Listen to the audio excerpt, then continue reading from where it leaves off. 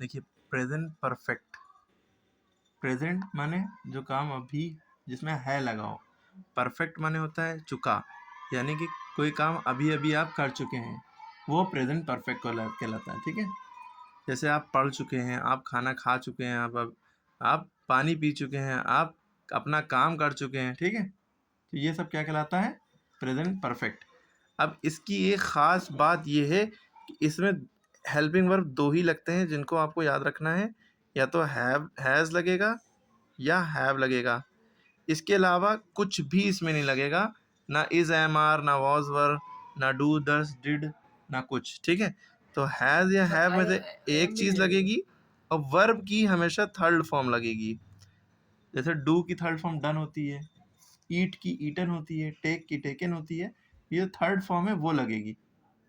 ठीक, I N G नहीं लगेगा, आई एम लगेगा सर? आई ना इज लगेगा, ना एम लगेगा, ना आर, ना वॉज, ना वर, ना डू दस डिड, हैज हैव के अलावा कुछ लगना ही नहीं है, कोई हेल्पिंग वर्ब नहीं लगेगा। ठीक है, एक बात क्लियर हो गई। ठीक, कॉन्टिन्यूअस में इज एम आर में से एक चीज लगता था, परफेक्ट में बस इन दोनों में से। ठीक, क्लियर है, आगे बढ़े।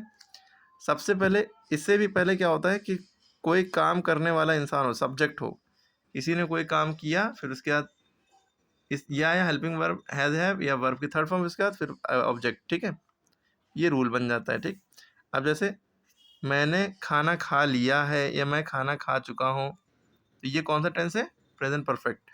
तो I have eaten food, I have eaten food, मैं खाना खा चुका हूँ, मैंने खाना खा लिया है।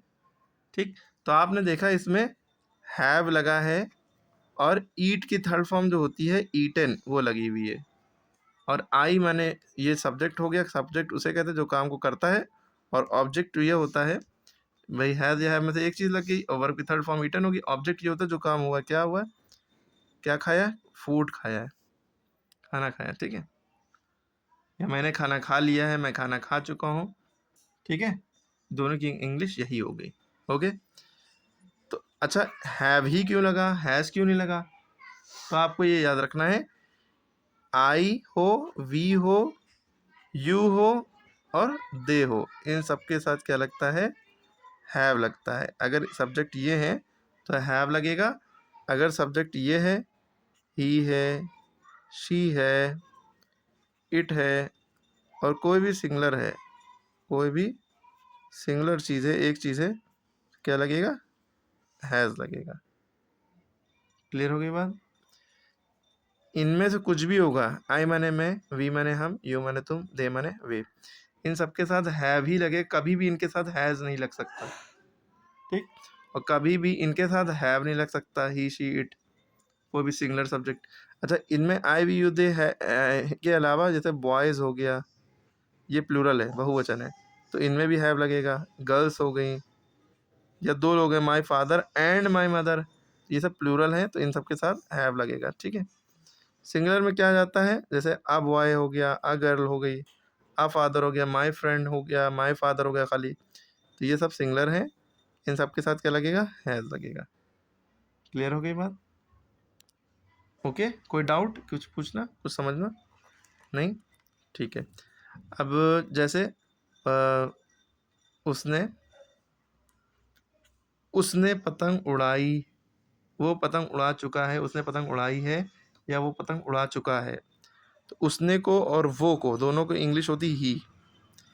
ठीक है, ही के साथ क्या लगेगा? Has, he has.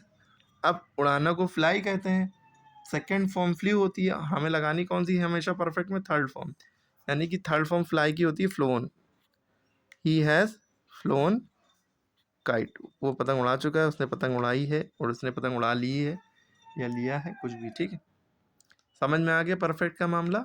कोई भी सेंटेंस होगा कर लोगे। वो खाना खा चुका है, he has eaten food, taken food, had food, he has had food, he has eaten food, he has taken food, तीनों तरह से कह सकते हैं। आजकल टेकन ज़्यादा यूज होता है। ठीक है, ईटन लफ्ज़ खाना खाने के लिए हटा दिया गया, बहुत कम यूज होता है अब।